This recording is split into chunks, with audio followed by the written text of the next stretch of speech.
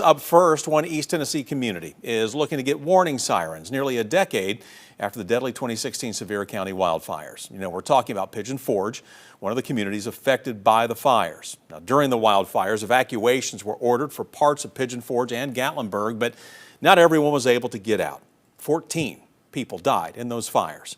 We later learned people experienced difficulties trying to get the word out to evacuate. So the city of Gatlinburg installed 14 new siren towers about a year after the fires happened. And now Pigeon Forge is pursuing them.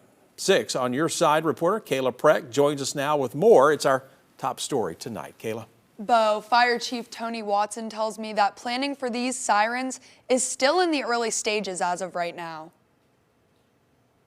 The goal, aiming to improve public safety. Following the wildfires in 2016, the question has been how. We're always looking at ways that we can make our community and our visitors safer, okay? So that's what brings that. And when you look at the number of disasters we've had over the years or, you know, near misses, we just think it's the prudent thing to do moving forward. These new sirens will model the system that is already in parts of the county, such as Gatlinburg. Those sirens helping to notify people when there is an emergency. We can provide an alert and leave it at that, or we can also provide an alert and then tell them, hey, what do we need these bystanders or visitors or residents to be able to do? Funding for the project will come from hazard mitigation grants provided through TEMA. Through studies of sound waves, Pigeon Forge could see anywhere from 6 to 10 sirens placed. The sirens are always a point that allows us to get their attention and get situational awareness, and then with instructions to be able to do. It may be going to the local AM channel that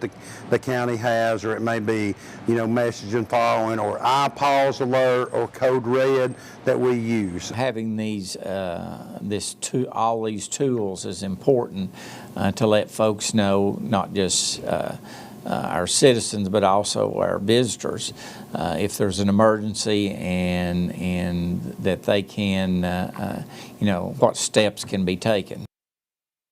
Chief Watson each saw the 2016 fires firsthand.